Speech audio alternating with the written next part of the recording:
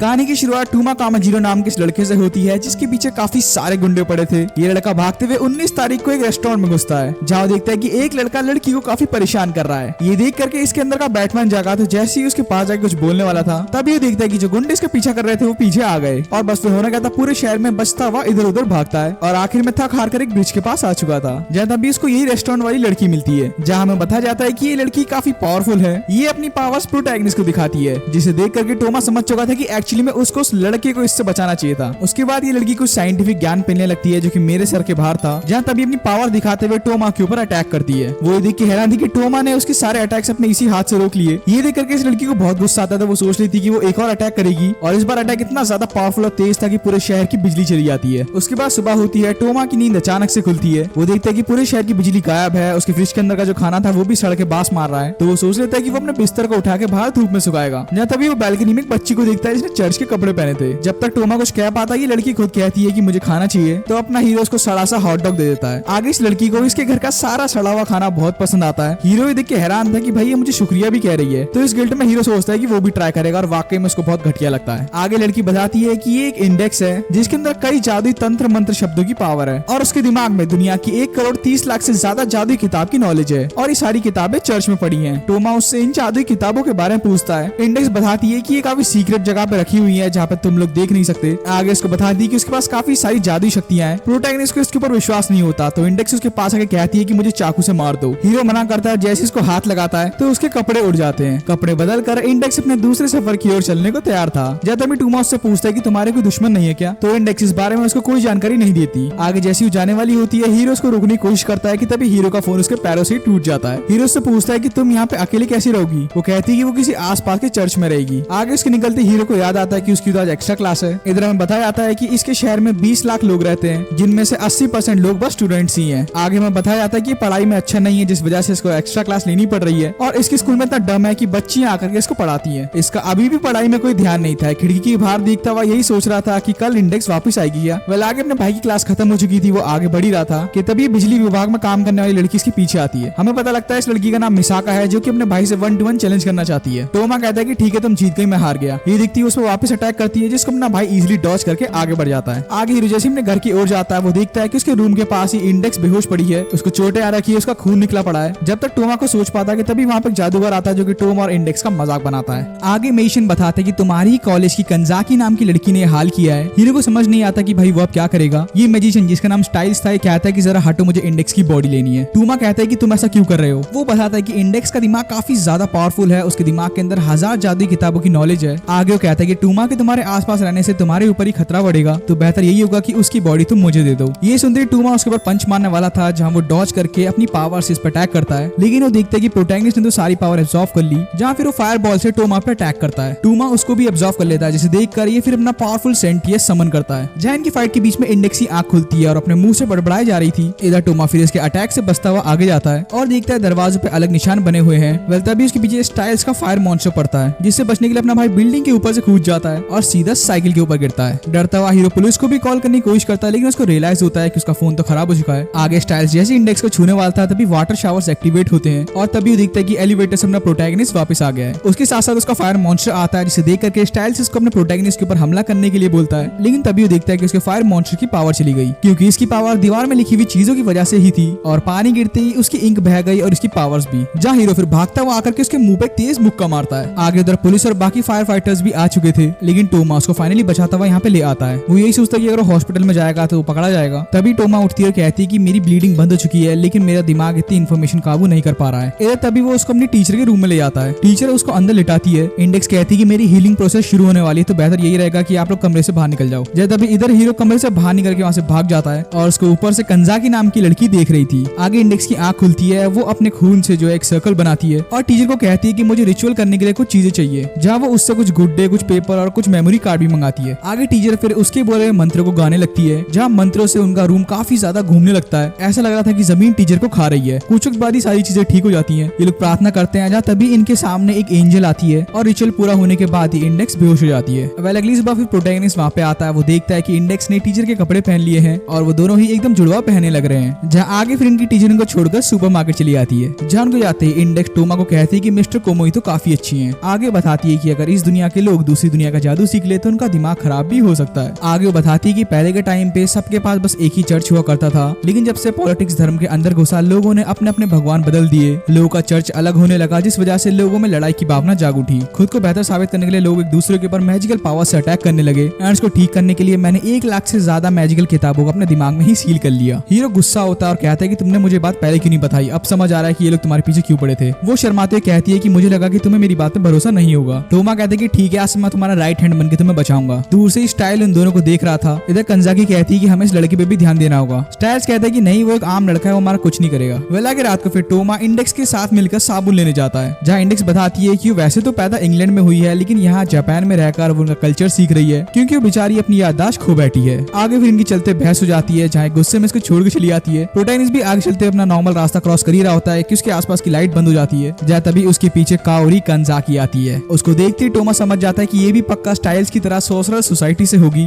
जहाँ वो टोमा को कहती है कि मैं तुम्हें अपना जादुई नाम बताने से पहले चाहती हूँ कि तुम इंडेक्स को मेरे हवाले करो। टोमा मना करता है, जहाँ तभी ये टोमा के ऊपर बार बार अलग अलग तरीके से अटैक करते हुए सेम सवाल पूछती है। टोमा देखता है कि उसके आसपास एक ऐसे धागे हैं जिसको बचा रहे हैं, लेकिन टोमा ने सोचा कि इंडेक्स उसकी अब खास दोस्त है और वो ऐसे उसको नहीं जाने दे सकता, तो वो इसके ऊपर वापस अटैक करने की कोशिश करता है। इसकी हरकतों से काफी ज्यादा इरिटेट हो जाती है और तभी अपने प्रोटैगनिस्ट के ऊपर अटैक करके उसके ऊपर चढ़ जाती है और तभी इसको बताती है कि इंडेक्स एक्चुअली में इसकी कलीग है और वो भी चाहती है कि इंडेक्स को फ्री कर दिया जाए, क्योंकि अब इंडेक्स का दिमाग फालतू की ज्ञान भी अपने दिमाग में डाला जा रहा है। उसके दिमाग की 85% स्टोरेज भर चुकी है। इस वजह से कंजाकी चाहती है कि उसके दिमाग की कुछ यादों को वो गायब कर दे। टोमा पूछते कि अगर ऐसी बात है तो इंडेक्स ने मुझे क्यों बोला कि बुरे मैजिशियन से दूर रहना। कंजाकी कहती है कि हम लोग भले बुरे चर्च से हैं, लेकिन हम लोग उतने बुरे नहीं। अभी तक वो इसलिए जिंदा है क्योंकि हम वक्त के साथ साथ उसकी याददाश्त गायब कर रहे हैं, लेकिन अगर हमने नहीं किया तो वो मर भी सकती है। प्रोटैगनिस्ट को यही लगता है कि लोग झूठ बोल रहे हैं, जहाँ गुस्से में फिर आकर कंजाकी उस पर लगातार अटैक करती है, उसको गिरा गिरा कर पीटती है। आगे तभी टोमा थोड़ा उठते हुए कहता है कि तुमने कभी उसकी 100% कैपेसिटी करी ही नहीं, ऐसे भी तो हो सकता है कि 100% करने पे क्या पता वो जिंदा रहे, और ये बोल करके बेचारा बेहोश हो जाता है। वहीं दूसरी ओर हम लोग मिसाका और उसकी बहन कुरोको को देखते हैं। ये दोनों ही बहनें शॉपिंग करके आती हैं, जहाँ देखती है कि ब्रिज के ऊपर एक रॉड गिर गई, जहाँ तभी मिसाका दूर से इंडेक्स को देखती है, लेकिन उसके ऊपर ज्यादा ध्यान नहीं देती। आगे तक प्रोटैगनिस्ट की आंख खोलती है, उसको पता लगता है कि वो 3 दिन से सो ही रहा है, जहाँ इंडेक्स बता दी कि तुम्हारी टीचर कुमोई ने तुम्हें रात को लेटा हुआ पाया, तो वो तुम्हें घर ले आई और तुम अब 3 दिन बाद उठ रहे हो। इधर तभी प्रोटैगनिस्ट को काओरी की बात याद आती है, जहाँ उसने कहा था कि मैं 3 दिन के अंदर इंडेक्स की मेमोरी मिटानी होगी। टोमा देख के हैरान था कि इंडेक्स को उसका नाम याद है, इसका मतलब इसकी अभी तक मेमोरी मिटाई नहीं गई। आगे उसके लिए चावल लेके आती है और उसको खिलाना चाहती थी, जहाँ तभी फिसलती है और सीधा पूरा चावल इसके सर पे गिरता है। तभी वो लोग देखते हैं कि दरवाजे पे कंजाकी और स्टाइल्स आ गए, जहाँ उनको देखते ही इंडेक्स उनको जाने को कहती है। वो उनसे भीख मांगती है कि प्लीज टोमो के साथ कुछ मत करना। वेल आगे हम देखते हैं कि इसकी टीचर उसको उसके घर छोड़ आई, जहाँ इंडेक्स उसके घर पे अभी भी सो रही होती है, जहाँ कंजाकी और स्टाइल्स उनके पास इसलिए आए थे ताकि उनको बता सके कि 12 घंटे और बचे हैं। आगे दे तभी प्रोटैगनिस्ट को कॉल आता है और उसको पता लगता है कि दूसरी तरफ कंजाकी है। वो उसको कहती है कि आज रात तक इसकी याददाश्त मिटानी होगी, तो हम लोग अगले 1-1.5 घंटे में वहाँ पे आ रहे हैं। ये सुनती टोमा उससे कहता है कि तुम लोग बस अपने मतलब के लिए सोच रहे हो। वो कहती है कि तुम अपना मुंह मत चला, तुम्हारे पास कुछ कहने को है तो तुम बोल सकते हो। टोमा कहता है कि कोई और साइंटिफिक रास्ता नहीं है क्या? वो कहती कि नहीं, उसकी याददाश्त मिटाने के अलावा और कोई रास्ता नहीं है। जहाँ टोमा गुस्से में कहता है कि ठीक है, फिर तुम आओ, मुझसे लड़ो और इसको ले जाओ। जहाँ सुनते कंजाकी फिर उसका कॉल काट देती है। ये तभी प्रोटैगनिस्ट फटाफट से साइकोलॉजिकल और माइंड बुक्स को पढ़ने लगता है ताकि उसको कोई ना कोई सोल्यूशन मिल जाए। वो अपने दोस्तों को भी कॉल करता है, लेकिन रात हो रखी थी तो सारे बच्चे सो रखे होते हैं। उसका एक दोस्त उसका कॉल उठा लेता है, लेकिन तब तक देरी हो चुकी थी क्योंकि स्टाइल और कंजाकी यहाँ पे आ जाते हैं। वो अंदर आती देखते हैं कि इसकी हालत काफी ज्यादा बिगड़ चुकी है। टोमा उनको देखते ही कहते हैं कि क्या कोई अलग रास्ता नहीं जिससे हम इसको बचा पाए। जहाँ स्टाइल इसका सर पकड़ के इसको कहते हैं कि जरा इसको ध्यान से देख, अगर तुम जैसे इंसानों का बस चला तो तुम लोग इसको डॉक्टर को दोगे और ये लोग भर भर के इसको ड्रग्स पे रखेंगे। हाँ, अगर तुझे अपने डॉक्टर पे भरोसा है तो इस क्राइस्ट सिंबल को छू दे, अगर तूने इसको छू दिया तो हमारे सारे जादू बेअसर हो जाएंगे, तेरे में है दम ये करने का। तभी टोमा को इंडेक्स के साथ बिताई हुई यादें याद आती है और कुछ बोल नहीं पाता। जहाँ स्टाइल्स कहता है कि 12:05 पे हम लोग सेरेमनी शुरू करेंगे। जहाँ आगे स्टाइल्स फिर ड्राइंग में रिचुअल सिंबल्स बनाता है। वही प्रोटैगनिस्ट रो रहा होता है कि उसी के साथ ही ऐसा क्यों होता है, और अब सेरेमनी शुरू होने में 10 मिनट थे, तो प्रोटैगनिस्ट को जितनी बात करनी है वो अब इंडेक्स से कर सकता है। ये तभी इंडेक्स उठती है, टोमा उसके पास आता है और कहता है कि अगली बार मैं और ज्यादा ताकतवर बनूंगा। ये सुनते ही वो सो जाती है और अपना भाई रोने लगता है, लेकिन तभी उसके दिमाग में चीज क्लिक होती है। वो सोचता है कि इंडेक्स के दिमाग की 85% मेमोरी जादू किताबों ने भरी है, तो 15% में उसको बस 1 साल की नॉलेज क्यों रहेगी, और कंजाकी ने ये 18-15 का फिगर निकाला कहाँ से। तभी प्रोटैगनिस्ट अपनी टीचर को कॉल मिलाता है। उसकी टीचर बताती है कि तुम जो 15% का फिगर बोल रहे हो गलत है, क्योंकि एक इंसान के दिमाग के अंदर 140 साल का ज्ञान हो सकता है। ये सुनते हीरो समझ चुका था कि पक्का है तो चर्च वाले गलत बोल रहे हैं या तो कंजाकी और स्टाइल से झूठ बोल रहे हैं। आगे तभी हीरो अपने हाथ की पट्टी निकालकर अपना हाथ इसके सर पे रखता है, उससे कुछ नहीं होता। फिर तभी वो ट्राई करता है कि अपनी उंगली उसके मुंह के अंदर डाले, अंदर डालती है उसको कुछ अजीब सा महसूस होता है, उसको झटका लगता है। यह तभी इंडेक्स की बॉडी डार्क मैजिक से भर जाती है और उठकर सीधा टोमा पे ही अटैक करती है। उसका रोबोटिक मोड वापस एक्टिवेट हो जाता है। वही स्टाइल्स और कंजाकी भी यहाँ पे आ जाते हैं। जब तभी इंडेक्स टोमा के ऊपर लेजर छोड़ती है। वो अपने हाथ से ही उसको टैकल कर रहा था और वो इन दोनों को भी बताता है कि चर्च ने तुम लोगों से झूठ बोला है और बार बार इसकी याददाश्त के साथ इन्होंने छेड़खानी करी है ताकि वो मैजिकल बुक्स के बारे में किसी को ना बता सके। इधर इंडेक्स की रोबोट और तेजी में अटैक करती है। अपना प्रोटैगनिस्ट अपने हाथ से उसकी पावर्स को एब्जॉर्ब कर रहा था, तभी स्टाइल ये देख करके सोच लेता है कि वो टूमा की मदद करेगा। जहाँ स्टाइल्स भी आसपास अपने पर्चे बिछाता है और उसकी पावर की बदौलत जितनी लेजर बीम थी वो सब सीधा आसमान में जाती है और ऊपर जाकर के एक सैटेलाइट को भी तबाह करती है। लेकिन तभी वापस अपनी लेजर बीम से टोमा के ऊपर अटैक करने वाली थी कि तभी स्टाइल्स अपना क्रीचर समन करता है और वो उसकी हेल्प करता है। ये देखकर इंडेक्स उस क्रीचर को भी डिस्ट्रॉय कर देती है, लेकिन तब तक अपना प्रोटैगनिस्ट भागते हुए उसके पास आकर के उसके सर पे अपना हाथ रखता है। इससे उसकी पावर कमजोर पड़ जाती है और नीचे बेहोश होकर गिर जाती है। अपना प्रोटैगनिस्ट उसके पास आता है कि तभी उसकी बॉडी में भी पेन आता है और वो भी सीधा बेहोश हो जाता है। अगली सुबह डॉक्टर न्यूज पढ़ता है और कहता है कि कल एक सैटेलाइट तबाह हुआ था, क्या तुम लोगों ने ये सब करा है? इंडेक्स इस बारे में कुछ नहीं बोलती और तभी डॉक्टर बताता है कि स्टाइल्स और कानाकाजी ने टोमा के लिए एक लेटर छोड़ा है। इंडेक्स को क्यूरियोसिटी होती है तो उसको खोल के पढ़ी लेती है, जहाँ स्टाइल्स बताता है कि कल तुमने हमारी बहुत मदद करी। टोमा बताने को तो मैं तुम्हें बहुत चीजें चाहता हूँ, लेकिन अभी के लिए हम दोनों एक मिशन पे निकल गए हैं जहाँ हमें और डाटा चाहिए। हमें सच की तलाश है, तब तक हम चाहते हैं कि तुम इंडेक्स का ध्यान रखना। और ये पढ़ती छोटा सा धमाका होता है और ये पर्चे गायब हो जाते हैं। आगे इधर तभी इंडेक्स सोचती है कि वो टूमा से मिलने जाएगी और जैसे ही अंदर घुसती है टूमा कहता है कि तुम कौन हो। इंडेक्स को तभी बात याद आती है जो डॉक्टर ने उसको कही थी कि मैजिकल पावर ने टूमा के ब्रेन सेल को डैमेज कर दिया, जिस वजह से उसकी कुछ याददाश्त गायब हो चुकी है। वो आकर धीरे धीरे सारी बातें करती है ताकि टूमा को कुछ याद रहे, लेकिन उसको कुछ भी याद नहीं रहता। ये देख करके उसकी आंख से आंसू आ जाते हैं। तभी टूमा हंसते हुए कहता है बेवकूफ, मुझे सारी बातें याद है। उसको बताता है कि जैसी पावर से मेरी याददाश्त गायब हुई, मैंने अपने हाथ को अपने सर पे रख लिया, जिस वजह से पावर कैंसिल हो चुकी है। उसकी इस हरकत से इसको बहुत गुस्सा आता है तो वो उसको काट के आगे चली जाती है। तभी यहाँ पे डॉक्टर आता है, टोमा से मिलकर कहता है कि मुझे अफसोस हुआ कि तुम्हें कुछ याद है। वो डॉक्टर को बताता है कि कंप्लीटली फाइन है, वो ठीक है, उसको सारी चीजें याद आ चुकी हैं। आगे 2 हफ्ते बाद हम स्टाइल को एक अननोन बिल्डिंग में देखते हैं जो कि एक ह्यूमनॉइड डायरेक्टर जनरल एलिस्टर से मिलने आया था, जहाँ वो स्टाइल्स को ऑर्डर देती है कि मैं चाहती हूँ कि कुछ वक्त के लिए तुम टूमा के साथ मिलकर काम करो ताकि तुम इस दुनिया में बैलेंस बना पाओ और तुम डीप ब्लड नाम के एक आदमी को भी ढूंढ पाओ, क्योंकि डीप ब्लड के पास ऐसी पावर है कि वो धरती की किसी भी जीव को गायब कर सकता है। स्टाइल ये सुन लेता है, लेकिन उसको अच्छा नहीं लगता कि इसको टूमा के साथ काम करना पड़ेगा क्योंकि उसके पास ना स्किल है ना ही दिमाग है। लेकिन ऑर्डर उसने एलिस्टर को दिया था तो वो उसकी बात मान के वहाँ से चला जाता है। वेल अगले दिन ये दोनों काफी किताबें लेकर आते हैं और सोचते हैं कि इनके पास अब 3600 रुपए बैंक में पड़े हैं, इनका ये क्या करेंगे। हीरो गुस्से में कहता है कि इस समय बहुत चीजें कर सकता था, लेकिन तभी वो देखता है कि इंडेक्स एक आइसक्रीम बैनर को घूर रही है। टोमा कहता है कि चलो फिर इसको खा लेते हैं। वो गुस्से में उसको कहती है कि नहीं नहीं, मैं ये नहीं खा सकती, मैं एक प्रीस्ट की तरह हूँ और ये सारी चीजें गलत होती हैं। इधर ही प्रोटैगनिस्ट सोचता है कि क्या होता अगर ये अपनी सारी याददाश्त भूल जाती, मैं इसकी वो प्यारी सी हंसी भी खो बैठता। और इधर तभी इंडेक्स कहती है कि प्लीज मुझे आइसक्रीम दिलवा दो। आगे तभी सामने से प्रोटैगनिस्ट के दोस्त आते हैं और वो कभी भी कोई कसर नहीं छोड़ते कि वो प्रोटैगनिस्ट की बेइज्जती करे, और वो उसका मजाक इसलिए बना रहे थे क्योंकि वो देख रहे थे कि एक बच्ची के साथ है। इधर इंडेक्स इस चीज का फायदा उठाती है और टूमा को कहती है कि प्लीज मुझे एक आइसक्रीम दिलवा दो। टूमा को काफी शर्म आती है और ना चाहते भी उसको उन सभी को एक पूरी मील देनी पड़ती है। इधर जैसी प्रोटैगनिस्ट ऊपर आता है वो देखता है कि इंडेक्स की टेबल में एक लड़की सो रही है। बहुत ज्यादा मेहनत करने के बाद वो लोग उसको उठा पाते हैं। ये लड़की कहती है कि ऑर्डर की वजह से उसके 100 रुपए खो चुके हैं, क्या कोई उनको ढूंढ देगा। टोमा सुनती मना कर देता है और कहते हैं कि नहीं, मैं अपने 100 रुपए तुम्हें नहीं दे सकता। आगे तभी ये टोमा के दोस्तों से मांगती है और वो लोग भी मना कर देते हैं। उसके कपड़े से उन लोगों को ये लग रहा था कि ये कोई प्रीस्ट है, लेकिन तभी इंडेक्स उसको देख के गुस्सा हो जाती है जब उसको पता लगता है कि ये तो एक जादूगर है। तभी यहाँ पे काफी सारे बॉडीगार्ड्स आते हैं। ये लड़की उनके पास जाकर के 100 रुपए मांगती है, वो लोग उनको दे देते हैं, जहाँ में बताया जाता है कि ये तो इसके स्कूल टीचर हैं और उनके साथ ये फिर आगे चली जाती है। आगे तो शाम हो चुकी थी, ये लोग वॉक करते आगे बढ़ते हैं। तभी रास्ते में इंडेक्स को एक बिल्ली मिलती है। वो चाहती थी कि वो उसको पाले, लेकिन प्रोटैगनिस्ट वहाँ पे मना कर देता है। तभी इंडेक्स को एक वियर्ड फीलिंग आती है। उसको ऐसा लगता है कि कोई यहाँ पे कोई जादू परफॉर्म कर रहा है। तो टोमा को कहती है कि तुम मेरे बिना ही घर चले जाओ, मैं बाद में आ जाऊंगी। इधर टोमा जैसे पीछे मुड़ के देखता है वो देखता है कि स्टाइल्स उससे मिलने आया है, जहाँ तभी अपने प्रोटैगनिस्ट के ऊपर अटैक करता है और अपना प्रोटैगनिस्ट अपने हाथ से उसका वार डॉज करता है। और स्टाइल ने इसलिए करा ताकि वो देख पाए कि आज भी इसमें वो ताकत है या नहीं। इधर स्टाइल फिर टोमा को एक कॉन्फिडेंशियल डॉक्यूमेंट दिखाता है और कहता है कि तुमने मिसावा क्राइम स्कूल के बारे में कुछ सुना है? वहाँ एक लड़की है जिसके बारे में हमें पता करना है, क्योंकि ये जो स्कूल है ये अब साइंस को ज्यादा मानता है, जादू को कम मान रहा है। इधर हीरो काफी घबरा गया था क्योंकि जिस जादू की मदद से इसने अपनी याददाश्त को गायब होने से बचाया था वो कम हो गया, जिस वजह से टोमा अपनी 2 हफ्ते की याददाश्त खो बैठा है। आगे इधर स्टाइलिश को बताते हैं कि हमें जिस अल्केमिस्ट को पकड़ना है उसका नाम एलोलस लेजार्ड है और वो पिछले 3 साल से वही है और उसके पास वो ताकत आ चुकी है जिससे वो वैम्पायर्स को हरा सकती है। और यहाँ पे लोग डीप ब्लड की बात कर रहे हैं। ये सुनते टोमा थोड़ा हैरान हो जाता है क्योंकि उसको लगा नहीं था कि वैम्पायर एग्जिस्ट करते होंगे। स्टाइल बताता है कि उसको इस बारे में उतनी जानकारी नहीं है और फिर वो कहता है कि तुम्हें मेरे साथ चलना ही होगा। टोमा हैरान हो जाता है और कहता है कि मैं तुम्हारे साथ नहीं आऊंगा। स्टाइल कहता है कि ठीक है, फिर मैं तुमसे इंडेक्स को लेके चला जाऊंगा, बाकी तुम्हारे पे इच्छा है तुम्हें क्या करना है। ये बोल के वहाँ से चला जाता है। आगे इधर ये दोनों ही एक साथ अंदर घुसते हैं। इंडेक्स का पेट बाहर निकला था, वो कहती है कि उसने दबा के खाना खाया। वही हीरो को थोड़ा शक होता है, जहाँ में पता लगता है कि अपने साथ बिल्ली ले आई। टोमा इस चीज के अगेंस्ट था। इंडेक्स बार बार उसको मनाने की कोशिश करती है और सैड फेस बना करके टोमा मान जाता है। इधर जैसे प्रोटैगनिस्ट अपने रूम के बाहर आता है वो देखता है कि स्टाइल्स उसके आसपास अपने मैजिकल स्टिकर चिपका रहा है। आगे इतनी परवाह करता देख टोमा स्टाइल से पूछता है कि क्या तुम्हें इंडेक्स से प्यार है।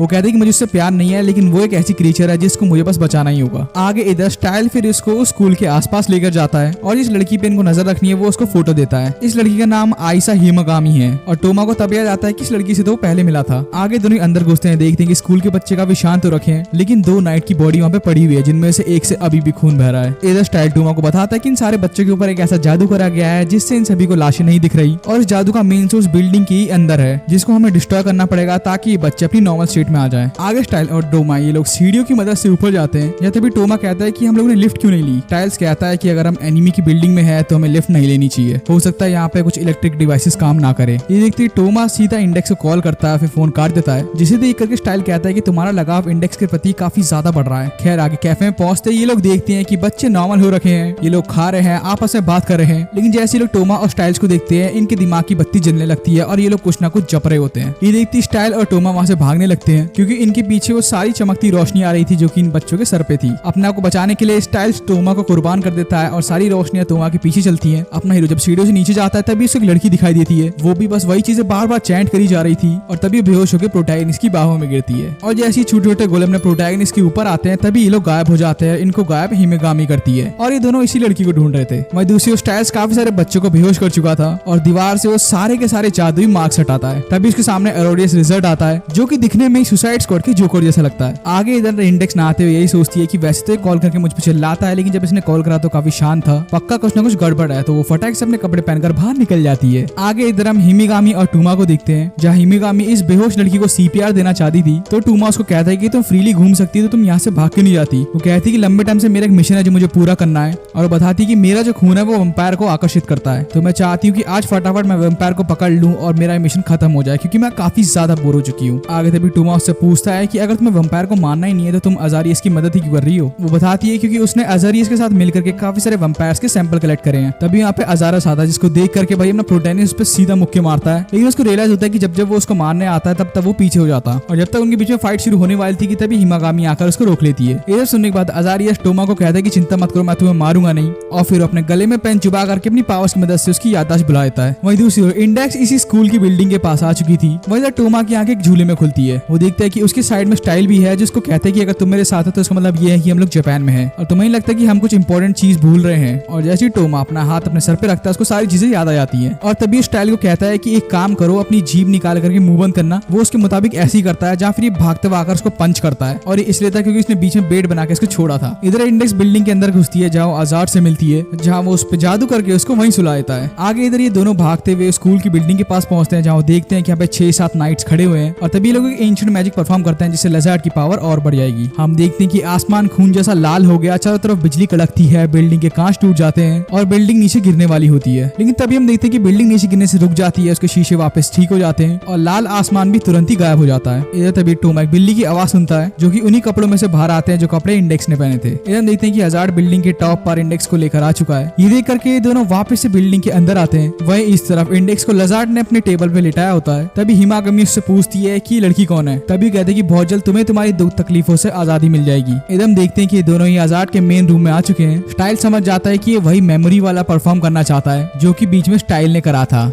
लेकिन शायद इसको पता नहीं है कि वो बात ऑलरेडी झूठ है। आगे इधर स्टाइल टोमा को बताता है कि आज से 3 साल पहले लेजर्ड इंडेक्स का पार्टनर रहा है, लेकिन वक्त के साथ साथ इंडेक्स की याददाश्त मिटा दी गई। लेकिन वैम्पायर्स की जो याददाश्त होती है काफी वक्त तक रहती है, उनके ब्रेन में काफी ज्यादा कैपेसिटी होती है। जब इसका ये प्लान था कि ये हिमेगामी की वजह से वैम्पायर्स को अपनी ओर अट्रैक्ट करेगा और अपनी इंडेक्स को भी एक वैम्पायर बना देगा ताकि वो कभी अपनी याददाश्त भूल ना पाए। आगे द स्टाइल लेजर्ड को बताता है कि भाई तू जो प्लान कर रहा है वो किसी काम का नहीं है, ऑलरेडी ये हमने करके देख लिया है, इंडेक्स को कुछ होगा नहीं अगर उसके साथ कोई रिचुअल परफॉर्म ना किया जाए तो। लेजर्ड को उसकी इस बात पर भरोसा नहीं होता, वो यही सोचता है कि एक आम पिद्दी इंसान की बात में क्यों मानूं। तो स्टाइल कहता है कि ठीक है भाई, फिर तुझे जो अपना करना है वो कर ले, लेकिन आखिर में रिग्रेट मत करियो। और वो फिर आखिर में बताते हैं कि मेरे साथ ये जो लड़का आया ना टूमा, इसके पास पावर है कि इसके राइट हैंड से कोई भी मैजिक को डीएक्टिवेट कर सकता है। ये तभी इंडेक्स सपने में होती है और टूमा को बुला रही होती है ताकि उसको थोड़ा और खाना मिल सके। ये देख करके लेजर्ड बहुत हंसता है और गुस्से में उन दोनों को नीचे गिराता है और जैसे उनको परमानेंटली मारने वाला था कि तभी हिमेगामी इसको आकर के रोकती है, जहाँ तभी उसको ऑर्डर देता है कि नीचे गिर के मर जाओ। और तभी हमें उसकी लाइव फ्लैशबैक होती है जहाँ में दिखाया जाता है कि जब लेजर्ड उससे मिला तो काफी चार्मिंग फेस के साथ मिला। वैम्पायर होने के बावजूद भी इसने उसके ऊपर भरोसा करा। इधर अपना प्रोटैगनिस्ट जैसे इसको पकड़ता है तो लेजर्ड का जादू वहीं रुक जाता है और टोमा सोच लेता है कि वो आज यहीं पे लेजर्ड को हरा के रहेगा।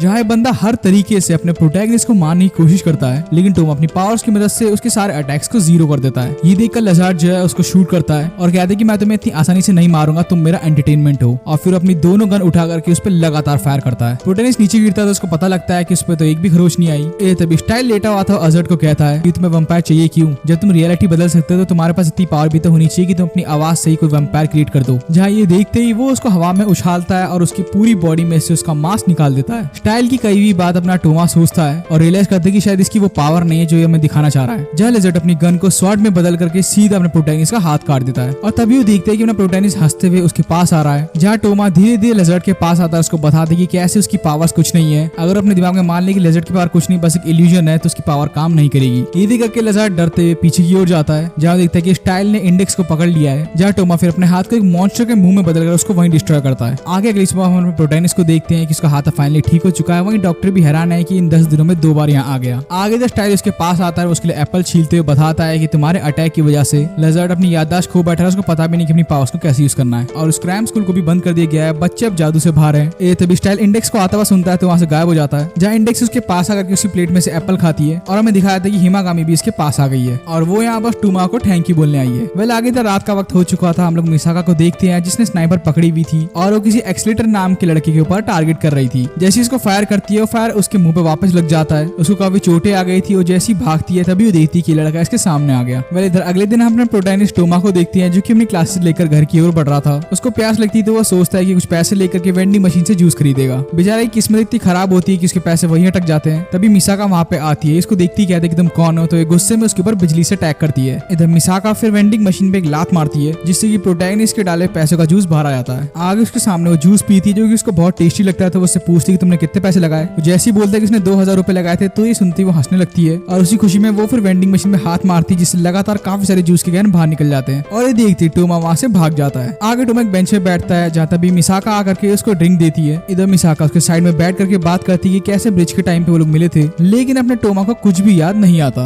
मिसाका को उसकी भूली हुई याददाश्त के बारे में कुछ पता ना लगे तो उसके सामने ऐसा प्रिटेंड करता है कि इसको सब याद है। तभी टोमा देखता है कि मिसाका की बहन कुरोको यहाँ आ चुकी है और अपनी बहन को चिढ़ाती है कि टोमा तुम्हारा नया बॉयफ्रेंड है। ये सुनते हुए गुस्से में अपनी ही सगी बहन के ऊपर बिजली गिराती है जहाँ अपनी बहन के अटैक डॉज करके वहाँ से चली जाती है। तभी प्रोटैगनिस्ट देखता है कि इधर मिसाका की हमशक्ल भी आ चुकी है जहाँ मिसाका बताती है कि ये भी उसकी एक छोटी बहन है और वो उसको पकड़ के फिर आगे चली जाती है। आगे इधर अपना भाई इतने सारे जूस कैन को संभाल नहीं पाता तो वो उसके हाथ गिर जाते हैं और तभी देखते हैं कि मिसाका की जुड़वा बहन यहाँ आ चुकी है। उसके हाथ में काफी मिलिट्री वेपन्स भी है तो वो सोचती है कि अपने प्रोटैगनिस्ट की थोड़ी सी मदद करेगी। आगे जैसे ये लोग हॉस्टल में जाते हैं इनकी मुलाकात माइका से होती है जहाँ बताती है कि उसके रूम का एसी खराब हो गया है तो वो कुछ दिनों के लिए अपने प्रोटैगनिस्ट के रूम में ही रहेगी और ये बोलकर के वो वहाँ से चली जाती है। आगे ये दोनों ही लिफ्ट के इस्तेमाल से जैसे ही अपने प्रोटैगनिस्ट के रूम के फ्लोर में पहुंचते हैं ये इंडेक्स हिमेगामी और इस बिल्ली को यहाँ पे साथ बैठा देखता है और ये लोग इसलिए बैठे क्योंकि इस बिल्ली की बॉडी के अंदर काफी ज्यादा कॉकरोच आ गए हैं जिसे देख करके मिसाका की बहन बिल्ली को एक झटका देती है जिससे सारे कॉकरोच वहीं गिर जाते हैं और फिर वो उनको जूस का कैन दे करके वहाँ से चली जाती है। वहीं इधर अगली सुबह भी अपना प्रोटैगनिस्ट काफी आलसी और थका हुआ था। उसको पढ़ाई में बिल्कुल मन नहीं लगता और यही सेम हाल उसके क्लास के दोस्तों का भी था। आगे छुट्टी होती है आगे बढ़ता है तो इसको मिसाका मिलती है और वो लोग उस चीज के ऊपर बात करते हैं जो कि हॉट एयर बलून में लिखा हुआ है और कुछ बाद फिर मिसाका टोमा के सर पर टपली मारकर वहाँ से चली जाती है। इधर प्रोटैगनिस्ट फिर अपने घर की ओर बढ़ी रहा था कि तभी उसको मिसाका की बहन मिलती है। वो उससे कल के कोल्ड ड्रिंक कैन के लिए शुक्रिया करता है और पूछते कि तुम यहाँ क्या कर रही हो तो बताती है कि वो एक ऑब्जेक्टिव में है। उसका एक काम है कि वो काली बिल्लियों को शेल्टर होम में जाने से बचाएगी। आगे फिर ये दोनों ही बिल्ली को हाथ में पकड़कर साथ लेकर के आगे जाते हैं जहाँ मिकासा की बहन को समझ नहीं आता कि उसको इस बिल्ली को क्या नाम देना चाहिए। आगे भी रास्ते में इनको एक बुक शॉप मिलती है। टोमा उस बिल्ली को मिकासा की बहन के पास देता है और वो अंदर बुक्स ढूंढने लगता है। तभी यहाँ पे एक्सीलरेटर नाम का लड़का आता है और तभी हम देखते हैं कि इन दोनों की लड़ाई हो गई जहाँ एक्सीलरेटर उसको कहता है कि जरा बताओ इस एकेडमी सिटी में लेवल 5 पे स्ट्रॉन्गेस्ट कौन है। जहाँ आगे मिसाका की बहन उससे बचकर भाग रही होती है। वो गन से एक्सीलरेटर पे फायर भी करती है लेकिन वो फायर उसी के ऊपर वापस आते हैं। जहाँ भागते बचकर उससे दूर जाती है। वो कुछ भी वार उसके ऊपर करती वही चीज घूम के उसके पास आती और उसकी स्पेशल पावर ये है कि किसी भी चीज को रिफ्लेक्ट कर सकता है। आगे तभी एक्सीलरेटर उसके पास आकर के उसकी चोट में उंगली देता है और कहते हैं कि अगर मैंने तुम्हारा ब्लड फ्लो रिवर्स कर दिया तो तुम यही मर जाओगी। आगे अपना प्रोटैगनिस्ट जैसी बुक लेकर के बाहर आता है वो देखता है कि मिसाका की बहन गायब हो रखी है और तभी देखते हैं कि बिल्ली तो वैसी पड़ी हुई है तो उस बिल्ली को उठा करके मिसाका की बहन को ढूंढने लगता है। आगे वॉक करता अपना प्रोटैगनिस्ट किसी अननोन रास्ते में जाता है। अंदर घुसते हुए एक लड़की का जूता देखता है और आसपास बुलेट्स भी देखता है। थोड़ा और अंदर जाते ही वो मिसाका की बहन की डेड बॉडी देखता है जिसे देख करके भाई उसको उल्टी आ जाती है। तभी यहाँ पे पुलिस बुलाई जाती है। पुलिस वाले अपने प्रोटैगनिस्ट को कहते हैं कि सर आप हमें वहाँ लेके जाएंगे जहाँ पे आपको बॉडी मिली। वहाँ जा आके टोमा देखता है कि भाई यहाँ से तो बॉडी गायब है। इधर प्रोटैगनिस्ट को समझ नहीं आता कि भाई ये क्या हो रहा है, तो जगह जगह इधर उधर भागने लगता है। जय तभी वापस से मिसाका की बहन को देखता है जो कि नॉर्मल हो रखी है। मिसाका की बहन उससे माफी मांगती कि उसको छोड़ के चलेगी और तभी वो किसी एक्सपेरिमेंट का सीक्रेट पासवर्ड उसको बताती है। टोमा को समझ नहीं आता कि भाई ये क्या हो रहा है और तभी वो देखता है कि आसपास 3-4 और क्लोन्स भी आ चुके हैं। जय तभी क्लोन्स मिसाका क्लोन का सीरियल नंबर बताते हैं जो हाल ही में मरी। टोमा उनसे और पूछता है तो उसको पता लगता है कि ये सभी लोग एक क्लोन है जो कि मिलिट्री के कामों के लिए बनाए गए थे और फिर वो उसको बिल्ली के साथ वहीं छोड़ के चले जाते हैं। आगे प्रोटैगनिस्ट को रियलाइज होता है कि पक्का इस मिलिट्री एक्सपेरिमेंट के बारे में मिसाका को पता होगा। वेल आगे हम लोग हिमा कामी को टीचर के रूम में देखते हैं जो कि उनके साथ मिलकर बढ़िया खाना खाते हुए जूस पीती है। तभी उनके दरवाजे पे कोई खटखटाता है और उसको दिखाई देता है कि इंडेक्स यहाँ पे आ चुकी है। ये देखती दरवाजा बंद कर देती है तो इंडेक्स बार बार उसको बोलती है और बिल्ली का भी इस्तेमाल करती है और आखिर में हिमा कामी उसको अंदर आने देती है या फिर इंडेक्स भी उनके साथ डिनर करती है। इधर अपना प्रोटैगनिस्ट बस से जो है मिसाका की बिल्डिंग की ओर जाता है। वो उसकी हॉस्टल पहुंचते ही चेक करता है कि मिसाका का रूम नंबर कौन सा है और फिर वो कॉल करके उसके बारे में पूछना चाहता था, जहाँ फोन मिसाका की बहन कुरो को उठाती है। प्रोटैगनिस्ट जैसे ही उससे मिसाका के बारे में पूछता है तो वो कहती है कि वो भी बाहर गई है तो तुम रूम में अंदर आकर के उसका इंतजार कर सकते हो। अंदर आती वो देखता है कि उसकी बहन वहाँ पे लेटी हुई है तो उसको कहती है कि तुम मिसाका की बेड पे बैठ जाओ। वो मना करता है क्योंकि उसको ये चीज काफी अजीब लगती है। तभी वो लोग हॉस्टल हेड की आवाज सुनते हैं जहाँ कुरो को सीधा अपने प्रोटैगनिस्ट को बेड के नीचे छुपाती है। जहाँ हॉस्टल हेड आकर के उनको कहती है कि जल्दी से खा करके मुझे कैफे में मिलो। इधर प्रोटैगनिस्ट को बेड के नीचे एक बैग के अंदर एक फाइल मिलती है जो कि मिसाका के मिलिट्री क्लोनिंग प्लान से जुड़ी हुई थी। उसको पढ़ के प्रोटैगनिस्ट समझ जाता है कि मिसाका को इस चीज के बारे में पता था और उसने खुले में इस चीज का सपोर्ट भी करा। आगे प्रोटैगनिस्ट फिर बाहर निकल के मिसाका को ढूंढने की कोशिश करता है और तभी देखता है कि जो विंड टर्बाइन्स है वो फालतू में घूम रहा है जबकि हवा भी नहीं आ रही। और तभी होता है जब आसपास बिजली ज्यादा हो तो वो समझ जाता है कि मिसाका आसपास ही कहीं है। वही हम टीचर को देखते हैं जो कि हिमागी और इंडेक्स को स्कोगनर थ्योरी के बारे में बताती है। वो उनको चॉकलेट का डब्बा दिखाते कहती है कि तुम्हें देख करके लग रहा होगा कि इसके अंदर एक चॉकलेट है लेकिन इसके अंदर कोई टॉफी भी हो सकती है। इस चीज के चांसेस 50-50% होते हैं। लेकिन अगर कोई आम बंदा इस बॉक्स को देखेगा तो उसको यही लगेगा कि इसमें चॉकलेट होगी। लेकिन अगर कोई ऐसा सोचे कि इसके अंदर कोई टॉफी है और इसी सोच के साथ रहे और अगर उनको टॉफी मिल जाए तो जो लोग नॉर्मल रियलिटी से हटके अपने लिए एक अलग रियलिटी बनाते हैं उनको एस्पर्स कहते हैं। वहीं इधर मिसाका उसी ब्रिज के पास आती है जहाँ पे अपने प्रोटैगनिस्ट से मिली थी और फिर उसको वही दिन याद आता है जब वो छोटी थी। उसने पहली बार इलेक्ट्रिक पावर्स का इस्तेमाल किया था।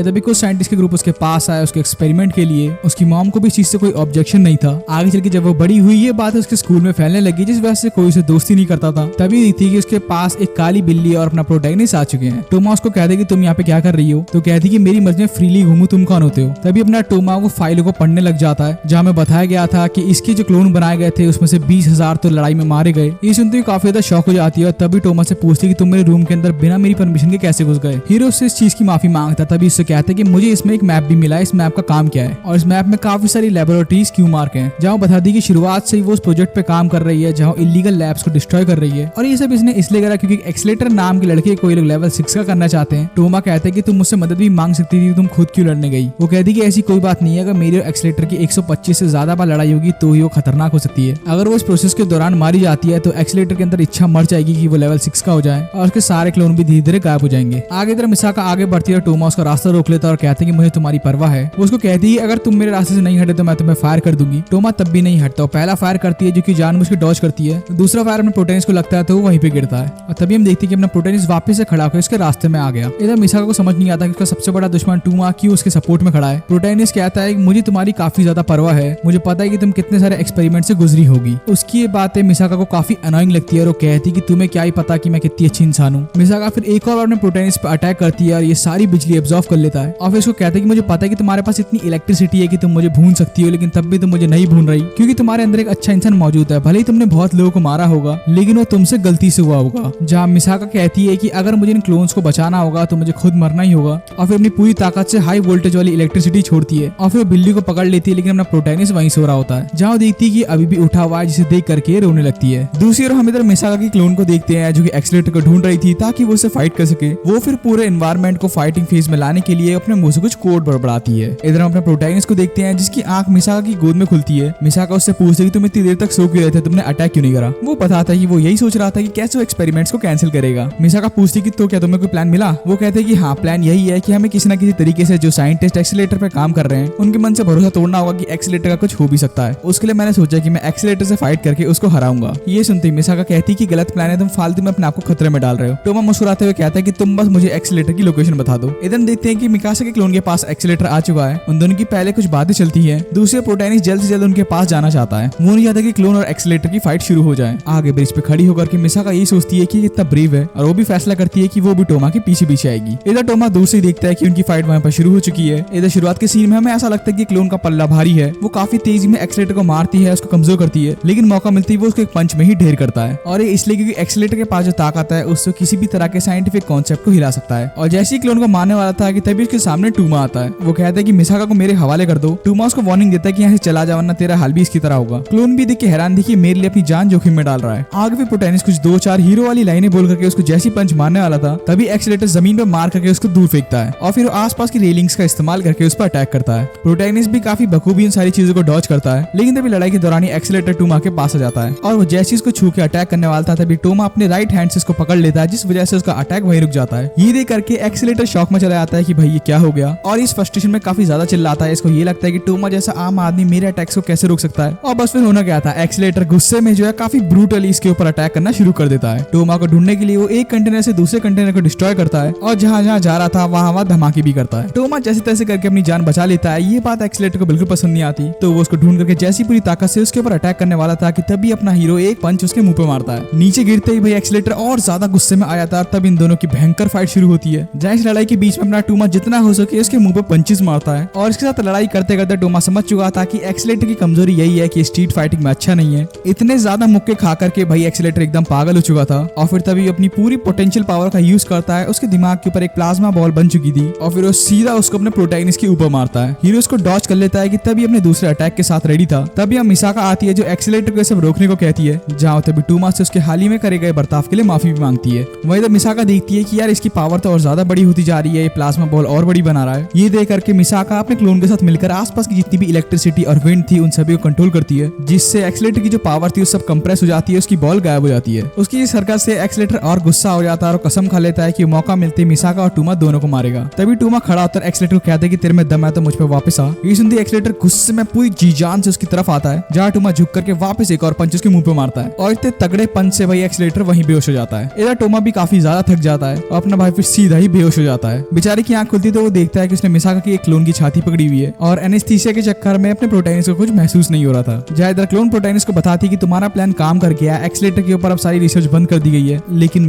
मेरे जैसे जितने मिसाका के क्लोन हैं उन सभी को फैसिलिटी में वापस बुलाया जा रहा है ताकि हम पे और रिसर्च करी जा सके और एक और नया प्लेयर बनाया जा सके। आगे इधर अगले दिन सुबह होती है, डॉक्टर अपने प्रोटैगनिस्ट को चेक करने आता है। उसके बाद में मिसाका भी आती है जो अपने टोमा से मिलती है और कल रात की मदद के लिए उसका शुक्रिया करती है। वो उसके लिए बड़ा महंगा चॉकलेट का डब्बा भी लाई थी। आगे इधर मिसाका उसको थोड़ा सा परेशान करती है और जैसी वो जाने वाली थी टोमा उसको कहता है कि अपने दिल में कोई गिल्ट मत रखो, भले ही तुम्हारे मिशन के बीच में तुम्हारी क्लोन सिस्टर्स खत्म हुई, लेकिन ये मत भूलो कि तुम ही ने उनको जिंदगी दी थी। वह उसके कुछ वक्त बाद ही इंडेक्स से मिलने आती है। वो सीधे उसकी छाती पे चढ़ जाती है और फिर घूम कर उसका सर खाने लगती है। और कुछ दिन बाद जब मिकासा और उसके सारे क्लोन जो है अपनी अपनी नॉर्मल जिंदगी जी रहे थे। कहानी में हम लोग आगे देखते हैं कि टोमा घूमने के लिए बीच में आ चुका है और वो काफी उदास है क्योंकि बीच में घूमने का आइडिया उसकी टीचर ने दिया था, क्योंकि इन 10 दिनों में उसके साथ इतने ज्यादा हादसे हो चुके हैं कि वो लोगों की नजरों में आ सकता है। जिससे बचने के लिए टीचर उसको एक पैम्फलेट देती है और कहती है कि तुम यहाँ घूमने जाओ। इधर इंडेक्स को बात पता चलती है, वो भी टोमा के साथ घूमने की जिद करती है। टोमा बताता है कि तुम्हारे पास तो रियल आईडी भी नहीं है, तुम क्या करोगी। आईडी वेरिफिकेशन के लिए जैसी जाता ही देखता है कि इंडेक्स की आईडी भी वेरीफाइड है और उसको समझ नहीं आता कि भाई ये कैसे हो गया। आगे एक प्यारी ड्रेस में इंडेक्स इसके पास आती है और उसको कहती है कि मैं तुम्हारे एक नई टोपी लाई हूँ, और तब ये गंदा सा ऑक्टोपस उसके सर पे लगा देती है। उस वजह से इसकी चोटें लग जाती है, चोट ठीक कर रहा था। तभी रूम सर्विस वाला कहता है कि एक्स्ट्रा मेहमान कल आएंगे। इधर टोमा यही सोचता है कि काफी वक्त से उसने अपने पेरेंट्स और कजन्स को नहीं देखा है और उसको पता भी नहीं कि वो अब कैसे दिखते होंगे। वेल आगे जब ये लोग नहा रहे होते हैं, इंडेक्स टोमा से उसके माँ बाप के बारे में पूछती है, तो वो इंडेक्स को कहता है कि कल जब वो लोग आएंगे तुम खुद देख लेना। आगे नहाने के बाद इन लोग को खाना मिलता है जो कि इंडेक्स को काफी ज्यादा पसंद आता है। फिर ये लोग टीवी देखते हैं, जहाँ टीवी में कुछ अजीब लगा देता है जिस वजह से इंडेक्स इस पे चिल्लाती है। वह अगली सुबह प्रोटैगनिस्ट को रूम सर्विस की तरफ से कॉल आता है। वो लोग इसको बताते हैं कि तुम्हारे माँ बाप आ चुके हैं। वो देखता है कि इंडेक्स अभी भी सोई रही है, तो सोचता है कि खुद ही बाहर जाके अपने डैड से मिलेगा। आगे दूर से अपने डैड को आते हुए देखता है। उसके डैड आकर के उससे मिलते हैं और कहते हैं कि मैं बीच में इंडिया गया था और मैं वहां से तुम्हारे लिए गिफ्ट लाया हूँ, जहाँ ये गिफ्ट भगवान गणेश की एक छोटी मूर्ति थी।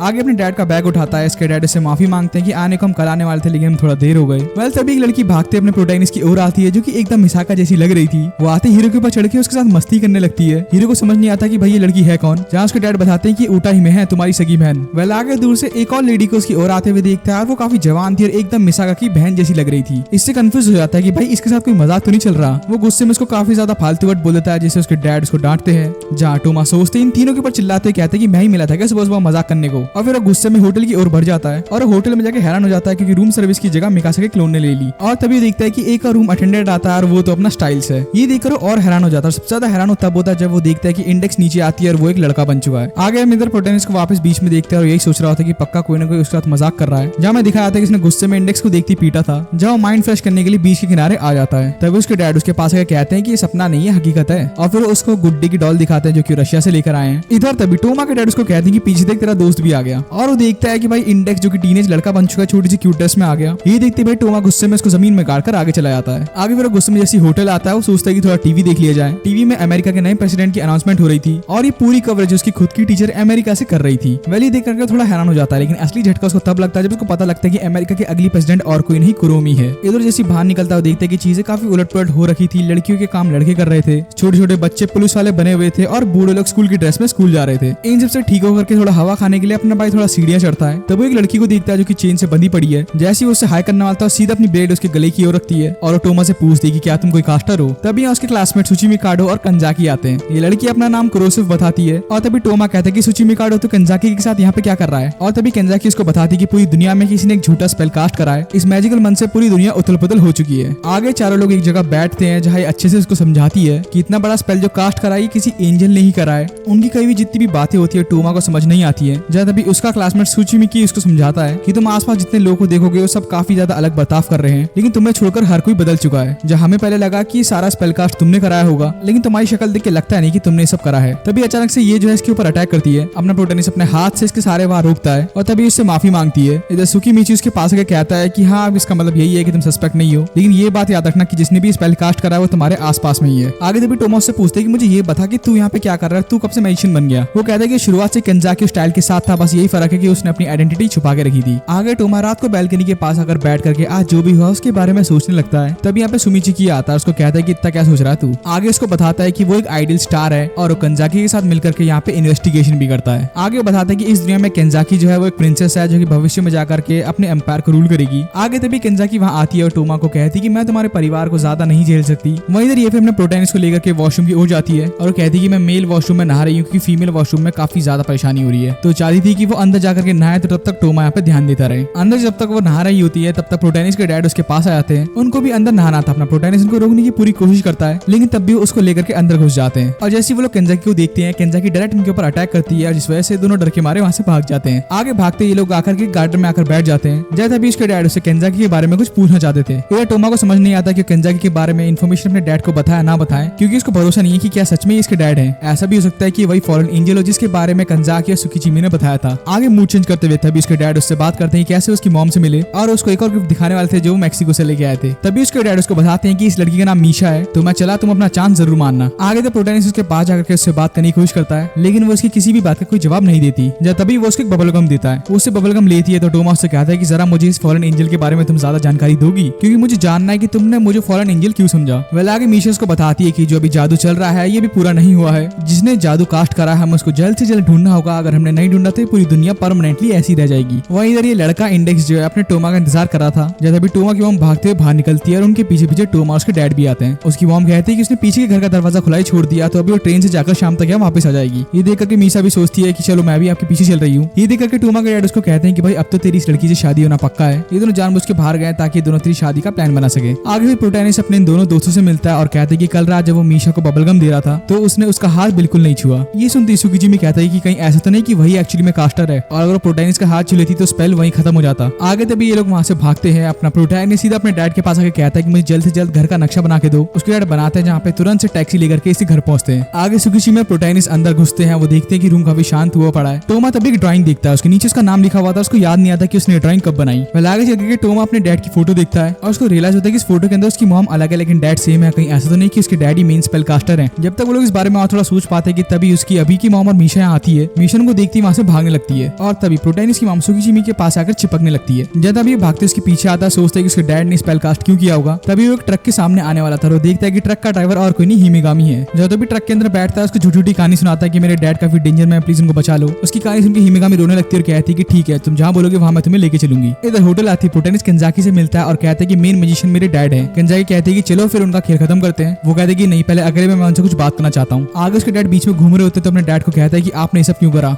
उसके डैड कहते हैं कि बेटा जब तुम पैदा हुए थे लोगों ने कहा था कि तुम काफी अनलकी बच्चे रहोगे, और उसकी किस्मत बदलने के लिए उसके डैड ने ये सब करा। तभी टोमा को चिल्लाते हुए कहते हैं कि आपको मेरी लाइफ में कोई इंटरफेयर नहीं करना चाहिए था। मेरी लाइफ जैसी भी है मुझे अच्छी लगती है। और तभी उसके डैड माफी मांगते और कहते हैं कि इनको ऐसा नहीं करना चाहिए था। तभी अपने डैड से पूछता है कि क्या आप किसी फॉलन एंजल स्पेल के बारे में जानते हैं। उसके डैड कहते हैं कि नहीं, मैंने पहली बार तुम्हारे मुंह से नाम सुना है, और अपने डैड की बातों से समझ चुका था कि इनके ऊपर भी किसी ने जादू करा है। आगे तभी यहाँ पे मीशा आती है, वो हीरोज के डैड को मारने वाली थी कि तभी यहाँ पे केंजाकी आती है। वो कहती है तुम्हारे सामने जो लड़की खड़ी है झूठी है, इसका एक्चुअल नाम शाशा है, उसके पास 2 जेंडर्स है, कभी लड़का बन जाती है तो कभी लड़की। उनकी बातों से तुरंत ही जो दिन को रात में बदल देती है, उसके पंख बाहर आ जाते हैं और ये लोग जिस फॉलन एंजल को ढूंढ रहे थे असल में ये वही है। इधर टोमा सोचता है कि अपने राइट हैंड से इसको पकड़ लेगा। केंजाकी कहती है कि एंजल की पावर इतनी ज्यादा होती है कि शायद तुम्हारा हाथ काम ना आए। आगे तभी केंजाकी टोमा को कहती है कि तुम अपने डैड को लेकर यहाँ से भाग जाओ, मैं इसको संभालूंगी। इधर ही जैसी जाता है देखता है कि इसकी मम्मी अनकॉन्शियसली बेहोश पड़ी है। जो तभी अपने डैड का कॉलर पकड़ के कहता है कि आपने जो भी जादू करा मुझे दिखाओ कि आपने कहा करा, ताकि मैं इस चीज को तोड़ पाऊं। इसके डैड को समझ नहीं आता कि ये क्या बोल रहा है। तभी यहाँ सुकीचिमी आता है और कहता है कि तुम्हारे डैड की कोई गलती नहीं है, वो जो भी अलग अलग दुनिया से जो भी गिफ्ट लाए वो एक्चुअली में इस रिचुअल को परफॉर्म करने के लिए चाहिए थे, और जैसे इन लोगों ने अपना घर छोड़ा वो रिचुअल एक्टिवेट हो गया। जैसे कि तुमने अपने घर पर जो टर्टल देखा और जो व्हाइट टाइगर देखा जिसको मैंने तुम्हें छूने से मना करा था, ये सब उसमें शामिल है। जहाँ सुकीचिमी उसको कहता है कि अब 2 ही रास्ते, या तो तुम्हारे डैड को खत्म करना पड़ेगा या तो जो मैजिकल सील लगी हुई है उसको ढूंढ करके तोड़ना होगा। टोमा अपने डैड को बचाने की कोशिश करता है, सुकीचिमी आकर के उसको लात घुसे मार के नीचे गिराता है। इधर तभी टोमा के डैड डिसाइड करते हैं कि अपनी पावर की बदौलत इस मैजिकल सील को तोड़ेंगे, लेकिन इसमें एक दिक्कत है कि शायद उनकी डेथ भी हो सकती है। सुकीचिमी सुनते ही टोमा के डैड के पेट में एक पंच मार के उनको बेहोश करता है और तभी एक छोटे से डब्बे में से काफी सारी चमकीली चीजें निकालकर वहां गिरता है। उसके बाद 4 छोटे छोटे डब्बे निकालता है जिसको 4 कोनों में लगाता है। ये करते ही सुकीचिमी अपने मंत्र जपने लगता है, जिस वजह से इसके मुंह से खून आने लगा था। जब तभी वहां से तेज प्लाज्मा बीम आती है जो कि सीधा दूर जाकर के वहां पे ब्लास्ट होती है, जिस वजह से रात वापस दिन में बदल जाती है और यहाँ पे जो फॉलन एंजल थी ये भी गायब हो जाती है। इधर प्रोटेनिस की आंख खुलती है, देखते हैं उसके डैड बेहोश पड़े हैं लेकिन वो ठीक है, लेकिन सुमिची की हालत काफी ज्यादा खराब हो रखी है। अगले दिन अपना प्रोटेनिस बेड में होता है और सारी बातें याद करता है, और तभी हॉस्पिटल में उससे मिलने सुमिची की आता है और कहता है कि उसने ऑटो बर्थ मैजिक से अपने आप को वापस जिंदा करा। खैर उसके कुछ बाद ही उसके असली माँ बाप यहाँ आ जाते हैं और वो बताते हैं कि उनका पुराना घर तबाह हो चुका है, इसलिए वो एक पुराने मेंशन में रह रहे हैं। इधर भी दूर से इंडेक्स आकर के इसको देखती है, उसको रियलाइज होता है कि जब वो लड़का बनी हुई थी तो कैसे कितनी ब्रूटली प्रोटैगनिस्ट ने उसको ट्रीट करा, और उसके बदले में वो गुस्से में उसके पास आकर उसको काट लेती है। आगे जब प्रोटैगनिस्ट की नींद खुलती है और देखता है कि उसकी नाक से खून आ रहा है तो अपने लिए टिश्यू पेपर ढूंढता है, और ढूंढता ढूंढता वो इसके रूम में आ जाता है। वो सोचता है कि इंडेक्स को बिना जगह टिश्यू पेपर ढूंढेगा, लेकिन तभी यहाँ इंडेक्स की नींद खुलती है। सोचती है कि कुछ गलत काम करने यहाँ पे आया है, जिस वजह से उसका सर खाने लगती है। वो उसको परेशान कर रही होती है कि तभी उसके हाथ में उसकी मैथ की बुक आती है। उसको रियलाइज होता है कि भाई अब उसकी गर्मियों की छुट्टियां खत्म हो चुकी हैं। अगली सुबह मिसाका भी स्कूल पहुंच जाती है, जहाँ उसकी मुलाकात इस मेड स्टूडेंट से होती है। आगे दोनों प्रॉमिस करते हैं कि मौका मिलते ही ये लोग मूवी देखने जाएंगे, जहाँ फिर वो वॉक करने के लिए बाहर निकलती है और तभी वो देखती है कि कोई उसका पीछा कर रहा है। इस लड़के का नाम उनाबारा है जो चाहता है कि वो मिकासा के साथ डेट पे जाए। उसको देख करके मिकासा को थोड़ा अजीब लगता है तो उसको मना करती है। तो इससे पूछता है कि अभी तुम कहाँ जा रही हो। मिसाका जिस जिस जगह का नाम लेती है उस जगह उसके साथ जाने को तैयार था। तभी मिसाका दूर से टोमा उसके दोस्तों को आते हुए देखती है, जहाँ तभी मौका मिलती है टोमा को धक्का देती है और कहती है कि मैं जो बोलूं वैसी करना। जहाँ टोमा का हाथ पकड़ के सबको झूठ दिखाती है कि टोमा उसका बॉयफ्रेंड है। इससे आसपास की लड़कियां काफी जेलस फील करती हैं और तभी मिसाका उसको लेकर के एक दूर रेस्टोरेंट में जाती है। आगे सबवे खाते हुए वो अपने प्रोटैगनिस्ट को सारी बात बताती है, जहाँ में पता चलता है कि उनाबारा इनके स्कूल के डायरेक्टर का पोता है, जिस वजह से मिसाका को शर्म आ रही है कि उसको ना कैसे बोले। जहाँ मिसाका यही चाहती थी कि प्रोटैगनिस्ट कुछ पल के लिए उसका बॉयफ्रेंड बनने की एक्टिंग करे ताकि उनाबारा से उसका पीछा छूट सके। आगे टोमा उसके प्लान में शामिल होने को तैयार था और वो उससे पूछता है कि हमें कुछ ना कुछ ऐसा करना पड़ेगा जिससे लोगों को विश्वास हो कि हम दोनों स्ट्रांगली एक दूसरे से प्यार करते हैं। वो उसको कुछ काफी सारी चीजें बताती है जो उनको आगे करनी पड़ेगी। उससे पहले टोमा कहता है कि क्या प्लीज तुम मेरी होमवर्क में मदद कर दोगी। वो उसकी बात मान के उसका होमवर्क कंप्लीट कराती है और कहती है कि 1 मिनट रुको मैं तुम्हारे सोडा लेकर आती हूँ। आगे जब टोमा रिलैक्स कर रहा था कि तभी वो देखता है कि उनाबारा अपने डॉग के साथ खेल रहा है। टोमा को देखती उनाबारा उसके पास आता है। आगे उनाबारा से बात करते हैं टोमा को पता चल जाता है कि अच्छा आदमी है, बस लोगों ने इसको गलत बना दिया है। आगे तभी मिसाका वहाँ पे जूस लेकर आती है और तभी टोमा से कहती है कि तुमसे अकेले में कुछ बात करनी है। ये उसको गुस्से में कहती है कि ये मत बोलो कि तुम्हें मेरा बॉयफ्रेंड बन के रहना है। टोमा उसको कहता है कि उनाबारा मुझे देखने से अच्छा लड़का लग रहा है, एक बार तुम उसको चांस दे के देखो। वो कहती है कि चलो ठीक है, भविष्य में सोचूंगी, चलो एक काम करते हैं कहीं और जाते हैं। जहाँ उसको एक दुकान अच्छी लगती है तो सोच लेती है कि वहाँ जाके खाएगी। अपना हीरो यहाँ पे उसका वेट कर रहा था कि तभी उनाबारा भी यहाँ आता है। वो उससे बात कर रहा था कि तभी टोमा देखता है कि उनाबारा जैसे दिखने वाला लड़का अभी भी इस जगह घुसा है। जहाँ अंदर घुसते ही मिसाका को कहता है कि जितनी जल्दी हो सके तुम लोग यहाँ से भागो, तुम लोग खतरे में हो। इधर बार टोमा फिर उनाबारा से कहता है कि तुम्हारा कोई छोटा भाई था क्योंकि मैंने अभी तुम्हारे किसी हमशक्ल को उस रेस्टोरेंट के अंदर जाते हुए देखा। वो कहता है नहीं, पक्का तुम्हारी आंखों का धोखा होगा। और तभी जैसी प्रोटैगनिस्ट रेस्टोरेंट के अंदर जाकर के उसको देखने वाला था कि तभी ये वाला उनाबारा उसको पीठ पे मुक्का मारता है और फिर उसके ऊपर अटैक करना शुरू करता है। इधर टोमा भागते हुए इंडेक्स को कॉल करता है। इंडेक्स टीवी देखते हुए उसका कॉल उठाती है, जहाँ वो उससे इस चाकू के बारे में पूछता है। वो कहती है कि एक ऐसा चाकू है जो कि कहीं पे भी किधर भी हमला कर सकता है और ये चाकू दिखने में वैसी था जैसे सोलो लेवलिंग के जिन्मू के पास होता है। आगे इंडेक्स उसको कहती है कि अगर तुम अपने राइट हैंड से उसको रोक सकते हो तो रोक लेना। आगे जब प्रोटैगनिस्ट भागता है उसके पास कोई रास्ता नहीं बचता तो वो उसके ऊपर मिट्टी फेंक करके उसे लड़ता है और मौका मिलती है सीधा उसके मुंह पे एक पंच मारता है। और हम देखते हैं कि उसके मुंह के पीछे एक शैतान था और वो यहाँ इसलिए आया ताकि वो इंडेक्स को ढूंढ के मार सके। जहाँ इनकी वापस से लड़ाई होती है, जहाँ मौका मिलती है अपना प्रोटैगनिस्ट इसकी ब्लेड तोड़ता है। आगे फिर अपना प्रोटैगनिस्ट उससे पूछता है कि क्या तू सच में मिकासा के प्यार में था। वो कहता है कि उससे फर्क नहीं पड़ता, अब तू मेरा दुश्मन है। इनकी लड़ाई वापस चलती है, अपना प्रोटैगनिस्ट लड़ते हुए उसको नीचे गिराता है। तभी इसके ऊपर लोहे का बार गिरने वाला था। हीरो उसको जैसी बचाने की कोशिश करता है तो वहाँ पे धमाका हो जाता है। जहाँ टोमा की आंख खुलती है वो देखते है कि वो बच गया है, लेकिन इस मॉन्स्टर के ऊपर काफी सारी रॉड गिर गई, जहाँ मॉन्स्टर बताता है कि मैं भले हार गया हूँ लेकिन मेरे अलावा भी और लोग तुम्हें टारगेट जरूर करेंगे। मैं मिसाका से प्यार करता हूँ तो मैं चाहता हूँ कि तुम प्लीज होने वाले खतरों से उसको बचाते रहना। और ये सारी बातें मिसाका सुन लेती है और शर्माती सोचती है कि कितनी बड़ी बेवकूफ थी। कहानी में आगे हम लोग एक्सीलेटर को डाइट को लेता हुआ देखते हैं। वो जैसे ही आगे जा रहा था कि तभी पीछे से एक चोर उस पर अटैक करने वाला था। वो एक्सीलेटर का कुछ नहीं बिगाड़ पाता। उसको देखते देखते 3-4 गुंडे और आ जाते हैं और एक्सीलेटर को पीटता हुआ ये सोचता है कि जब से उसको टोमा ने हराया है तब से यहाँ के लोगों को लगता है कि मैं बहुत कमजोर हूँ और मुझे इजीली मारा जा सकता है। उसको ऐसा लग रहा था कि आसपास के लोग उसको अलग तरह से ट्रीट कर रहे हैं। वही तभी हम देखते हैं कि एक छोटी बच्ची एक्सीलेटर को फॉलो कर रही है। आगे तरह हमें पता चलता है कि ये बच्ची और कोई नहीं मिकासा की क्लोन है। एक्सीलेटर को यकीन नहीं होता तो वो उससे उसका ब्लैंकेट छीनता है और उसको पता लगता है कि हाँ ये तो क्लोन ही है। तो मिसाका के अब तक 20,000 से ज्यादा क्लोन बने थे। ये एक्सीलेटर का पीछा करते करते उसके अपार्टमेंट में आती है जहाँ उसको पता लगता है कि ये कितनी गंदी जगह पे रहता है। तो वो उसको कहती है कि मैं अथॉरिटी को बुलाऊं यहाँ पे इन्वेस्टिगेशन करने के लिए। वो उसको मना करते हुए कहता है कि तुम चुपचाप यहाँ पे सो सकती हो। आगे अगले दिन सुबह होती है, ये दोनों उठते हैं जहाँ एक्सीलेटर सोचता है कि वो इसको ब्रेकफास्ट करने बाहर लेके जाएगा। आगे इधर इसको मेन्यू देता है और कहते हैं कि तुम्हें जो ऑर्डर करना हो तुम कर लो। लेकिन ये उल्टा इसके बालों के बारे में पूछने लग जाती है और कहती है कि तुमने अपने बालों को ट्राई कराया था। इधर तभी एक्सीलेटर खिड़की के बाहर अमाया नाम के साइंटिस्ट को दिखता है और सोचता है कि ये साइंटिस्ट यहाँ पे क्या कर रहा है। आगे इस बारे में जैसे मिकासा के क्लोन से बात कर रहा था कि तभी साइंटिस्ट अपनी चमचमाती हुई येलो लैम्बोर्गिनी में वहां से चला जाता है। ये तभी गर्मा गर्म खाना आता है जिसे देख करके ये क्लोन काफी ज्यादा एक्साइटेड हो जाती है और वो एक्सीलेटर का शुक्रिया करती है और कहती है कि तुम भी खाओ। एक्सीलेटर को खाना कबाड़ लगता है तो वो ये नहीं खाता। आगे इधर वो उससे पूछता है कि और कितने क्लोन बचे हैं। वो कहती है कि अगर मैं डिस्ट्रॉय हो गई तो मेरे अलावा बहुत सारे क्लोन और बाकी हैं। एक्सीलेटर सोचता है कि वो एक एक करके उन सभी को डिस्ट्रॉय करेगा। यही क्लोन बताती है कि उसको भी इतने सारे एक्सपेरिमेंट पसंद नहीं है। आगे एक्सीलेटर जब उसको छोड़ के जाने वाला था वो देखता है कि वो क्लोन वहीं बेहोश हो गई। उसकी हालत देख करके वो उसको वहीं छोड़ करके आगे जाता है और वो बेसिकली एक लैब में जाता है जहाँ वो योशिकावा नाम की पुरानी साइंटिस्ट से मिलता है। वो वहाँ इसलिए मिलने आया था ताकि मिसाका के क्लोन के लिए एक मैनुअल ले सके। आगे उसको बता दी कि तुम जिसके लिए ये लेने आए हो वो अपने बैच में आखिरी बची है जिसको मिसाका आर्मी का लीडर बनना था। जहाँ बता दी कि आज से 7 दिन पहले किसी ने मिसाका के फोल्डर में जाकर के कोड्स के साथ छेड़खानी कर दी जिस वजह से एक वायरस सारे मिसाका क्लोन्स में फैल जाएगा और उस सभी को हमें आज कल की रात में रोकना पड़ेगा। अगर हमने ये नहीं रोका तो ये सारे क्लोन्स पागल हो जाएंगे। आगे तभी उसे पूछ लेता है कि ये कोड के साथ छेड़खानी किसने करी। तो कहती है कि ये कोड के साथ छेड़खानी अमाया नाम के साइंटिस्ट ने करी है। उसका नाम सुनते ही समझ जाता है कि भाई उसका कुछ करना ही पड़ेगा। जहाँ योशिकावा अमाया से जुड़ा हुआ एक डॉक्यूमेंट और एक डिवाइस देती है। वेल आगे इधर हमें दिखाया जाता है कि एस्केलेटर जब छोटा था तो वो काफी सारी पावर्स के साथ ही पैदा हुआ था। कोई भी बच्चा उसको मारता तो वो उसको छू भी नहीं पाता था।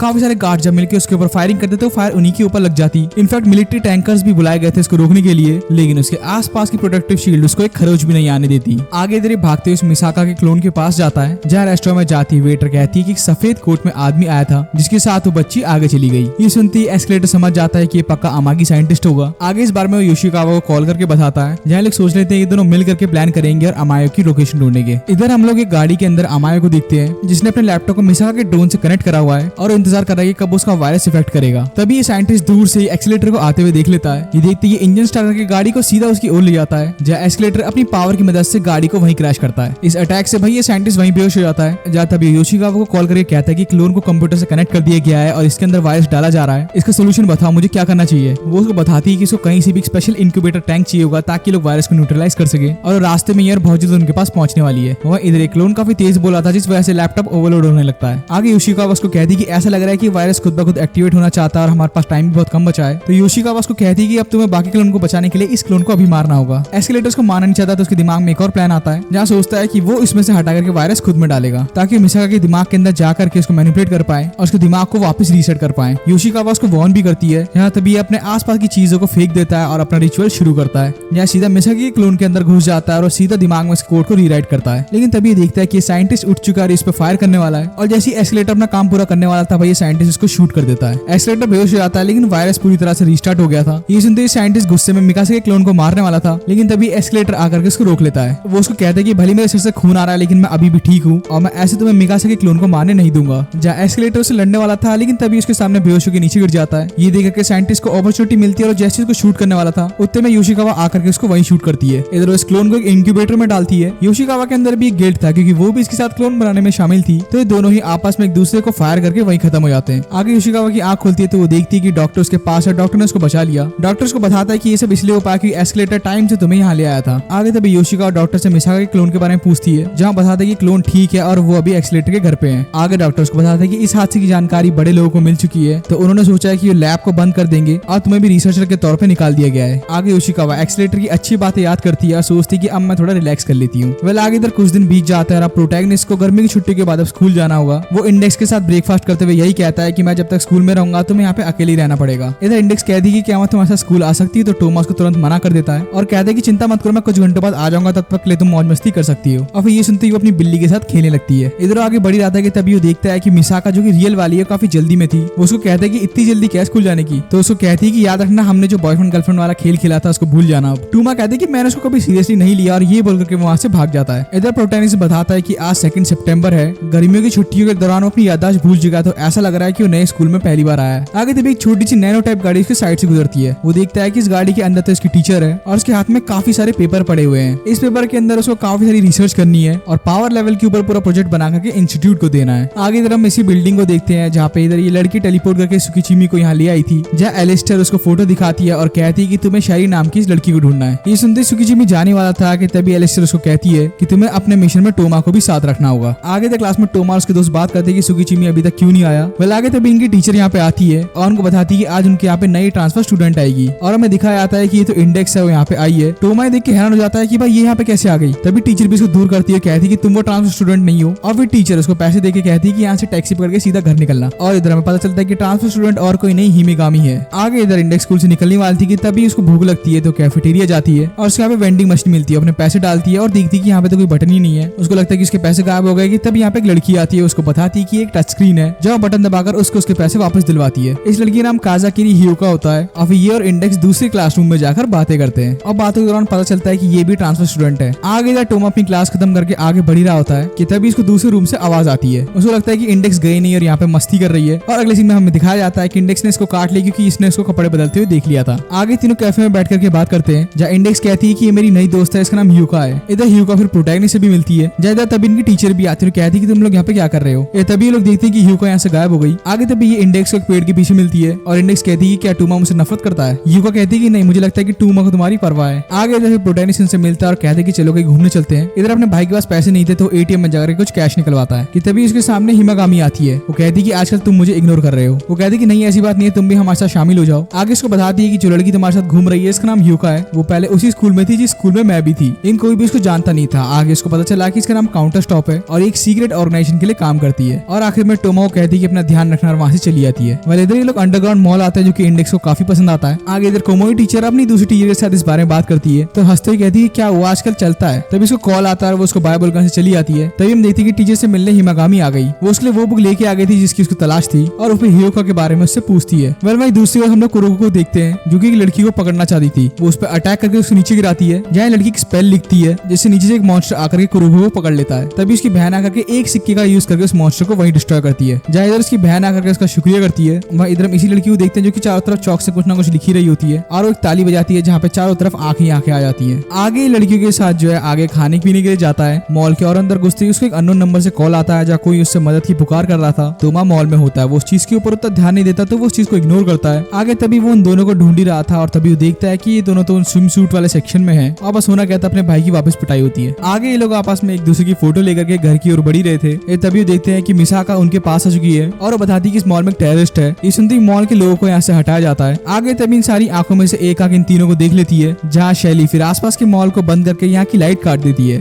तभी प्रोटैगनिस्ट कहता है कि इंडेक्स और हियोका तुम दोनों यहाँ से चले जाओ। इंडेक्स कहती है कि वो यहीं पे रह करके यहाँ लड़ेगी। तभी लोग देखते हैं कि यहाँ पे मिसाका और कुरुको भी आ गई। आगे मिसाका आके कहती है कि अभी भी बहुत लोग बचे हुए हैं तो टूमा कहते हैं कि हाँ एक काम करो, इंडेक्स और हियोका को भी लेकर तुम यहाँ से चली जाओ। आगे तभी टूमा को कुछ फायरिंग की आवाज आती है। जैसे वहां जाता है वो देखता है कि कुछ ऑफिसर्स गोलम के ऊपर अटैक कर रहे हैं जहाँ टूमा सोच लेता है कि ऑफिसर्स की मदद करेगा। इधर शैली ने प्रोटैगनिस्ट को देखती है और समझ चुकी थी कि अगर मैंने इसको मार दिया तो मेरी लाइफ की बहुत बड़ी अचीवमेंट होगी। जहाँ वो इधर अपने गोलम को रोकती है और अपने बारे में टोमा को बताती है। वेल उसकी बात सुनकर टोमा हैरान था क्योंकि ये जिस चर्च से है उस चर्च से इंडेक्स भी है। वेल उसके बाद इन लोगों की लड़ाई वापस शुरू होती है। अपना प्रोटैगनिस्ट खुद को गोलम से बचाता है। तभी दूर से देखता है कि हियोका वहाँ पे खड़ी हुई है और जैसे टोमा उसको बचाने वाला था भाई गोलम उसके मुंह पे मुक्का मारता है, उसका चश्मा गिरता है। टोमा देखता है कि हियोका के फेस के अंदर एक लाइट है। ये देखती है घबरा करके वहाँ से भाग जाती है और शैली और उसका गोलम उसका पीछा करने लगते हैं। वहीं तक कुरुको उन लोगों के पास पहुंचती है जिनको यहाँ से निकलना था। आगे इधर प्रोटैगनिस्ट को टीचर का कॉल आता और हियोका के बारे में कुछ बताना चाहती थी। टीचर बताती है कि उसको अभी तक पता नहीं चला कि हियोका यहाँ पे कैसे आई। जहाँ टीचर बताती है कि ऐसा सुनने में आया कि हियोका जो है वो बायो इलेक्ट्रिसिटी ऑक्सीजन और कार्बन डाइऑक्साइड से बनी है। वो अभी तक एक भूत की तरह अपनी जिंदगी जी रही थी लेकिन अभी तक टीचर को समझ नहीं आया कि हियोका एक इंसान है भी या नहीं। आगे इधर हम हियोका को सीवर के पास देखते हैं जो कि अपने फेस को रिकवर करती है। तभी उसके पास शैली और उसका बड़ा सा गोलम आते हैं। वो हियोका को कहते हैं कि तुम काफी एबनॉर्मल हो और तुम्हारा खत्म होना ही ठीक रहेगा। और जैसी गोलम इस पर अटैक करने वाला था हियोका को सारे पल याद आने लगते हैं जो उसने इंडेक्स के साथ बिताए। और तभी हम देखते हैं कि प्रोटैगनिस्ट ने आकर के गोलम का हाथ रोक लिया है। आगे वो ह्यूगो को कहता है कि अपने डर से लड़ो और हम दोनों साथ मिलकर लड़ेंगे। तभी शैली उनके पास आती है और अपने मैजिकल पावर से और बड़ा गोलम समन करती है। तभी पुलिस आकर के उसको पकड़ने की कोशिश करती है। वह टोमा ह्यूगो को देख के कहता है कि उसने पहले भी गोलम हराया तो इसको भी हरा देगा। तभी शैली अपनी पावर्स का और यूज करती है और उसको इतना स्ट्रॉन्ग बनाती है कि ताकि प्रोटैगनिस्ट की पावर उसके ऊपर बेअसर रहे। आगे वो लोग ऑफिसर की शील्ड के पीछे छुपे हुए थे, जहाँ टोमा पुलिस ऑफिसर को कहता है कि अगर हमें थोड़ा सा कवर दो तो मैं अपना काम कर सकता हूँ। वेल यहाँ पे मौका मिलती है, अपना प्रोटैगनिस्ट आगे की ओर भागता है। गोलम जैसे इसको पंच मारने वाला था वो गोलम के पंच से स्लाइड होता है और सीधा शैली के पास आकर के उसे एक मुक्का मारता है, जिससे उड़ करके सीधा नीचे गिरती है। वो गोलम पे भी हमला करता है, लेकिन तभी शैली की आंख खुलती है और तभी वो नीचे गड्ढा करके वहां से भागने की कोशिश करती है। आगे तो प्रोटैगनिस्ट को समझ नहीं आता कि भाई यहाँ पे हो क्या रहा है। वो यही सोचता है कि शैली ने ह्यूगो को क्यों नहीं मारा। तभी उसका दिमाग क्लिक होता है, उसको पता चलता है कि शैल भी एक्चुअली में इंडेक्स के पीछे पड़ी है। आगे तरह मिसाका और इंडेक्स को देखते हैं जो कि इन लोगों का सबवे स्टेशन पे वेट कर रहे हैं। आगे तभी मिसाका कहती है उसको कि तुम्हें टूमा की परवाह नहीं है। इंडेक्स कहती है कि मुझे टूमा के ऊपर पूरा भरोसा है और जल्द यहाँ आ जाएगा। ए तभी इंडेक्स की बिल्ली को छोड़ के भागती है, जहाँ उसके पीछे जाने लगती है। ए तभी टूमा ऑफिसर से बात करते कहते हैं कि आप हमारी थोड़ी मदद कर सकते हैं। वेल ऑफिसर मना करती है, कहती है कि हम अपने रूल के अगेंस्ट नहीं जा सकते। इधर प्रोटैगनिस्ट इस बड़े से गड्ढे के अंदर कूदने वाला था,